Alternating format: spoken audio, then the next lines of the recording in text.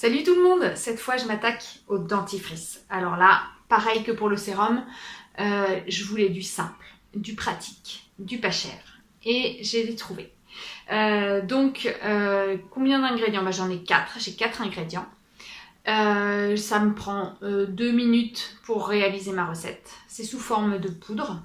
Je trouve ça plutôt pratique et c'est un dentifrice qui ne mousse pas parce que j'avais pas envie de rajouter des agents ceci, cela juste pour obtenir de la mousse, parce que la mousse, contrairement à ce qu'on peut imaginer, c'est pas ce qui fait que ça lave ou que ça nettoie.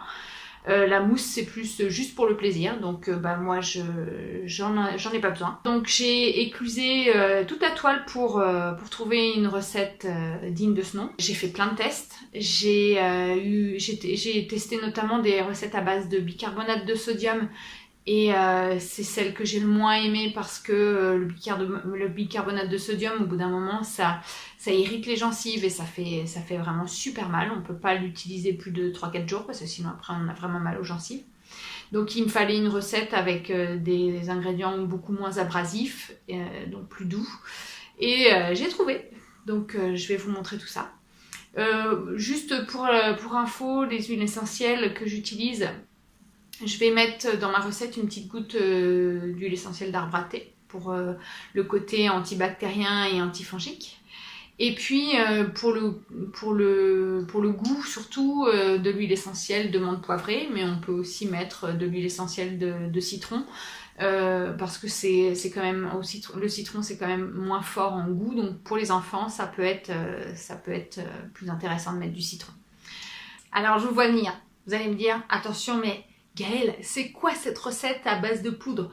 C'est dégoûtant, on va en mettre partout, la salle de bain va ressembler à un champ de mine. Et ben non, c'est pas vrai. Il suffit de prendre votre petite brosse, de la passer sous un petit filet d'eau, vous la secouez pour enlever l'excédent d'eau, et puis vous la plongez dans votre pot, vous tapotez à nouveau pour enlever l'excédent de poudre, et puis voilà, votre brosse elle est prête. Il n'y a plus qu'à s'acharner sur vos quenottes. Est-ce que vous voulez que je vous montre ce que ça donne en plein brossage, dans ma bouche et tout, avec la brosse, le dentifrice et tout? Ouais, je vais vous montrer, chiche. Pas bien ça. Alors, fini les bêtises, place aux choses sérieuses. Voilà ce que vous allez avoir besoin pour réaliser la recette du dentifrice. Tout d'abord, un petit pot qui ferme avec un couvercle, que vous aurez nettoyé, désinfecté, soit en le faisant bouillir 10 minutes dans de l'eau bouillante ou avec de l'alcool à 70 bien désinfecté. Un fouet pour mélanger, mais ça peut être une fourchette, une cuillère doseuse, mais ça peut être une cuillère à soupe. C'est la contenance d'une cuillère à soupe qui est importante. Les ingrédients, de l'argile blanche surfine, j'ai trouvé celle-ci dans un magasin bio. Le blanc de meudon, pareil, j'ai trouvé ça au même endroit, les magasins d'alimentation biologique, il y a ça, on trouve ça facilement. Alors le blanc de meudon, c'est pas trop ce que c'est. Qu'est-ce que c'est? C'est de la craie tout simplement qui est extraite des carrières de meudon. Et en fait, la composition, c'est à peu près 90% de carbonate de calcium et 10% d'argile. Donc les deux produits sont des abrasifs doux, donc ça va être parfait pour nos dents et ça va respecter l'émail et surtout respecter nos gencives.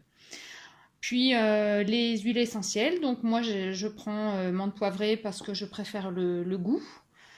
Et puis arbre à thé pour les propriétés antibactériennes, antifongiques. Alors dans mon petit pot qui a été préalablement désinfecté, soit à l'eau bouillante, soit à l'alcool à 70, je prends ma cuillère doseuse, j'arrase ma cuillère et je mets une cuillère donc d'argile surfine. Je fais pareil avec mon blanc de meudon. J'arrase ma cuillère et je verse.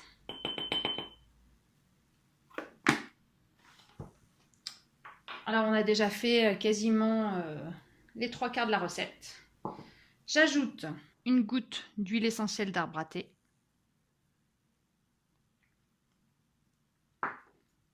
Et 3 gouttes de menthe poivrée.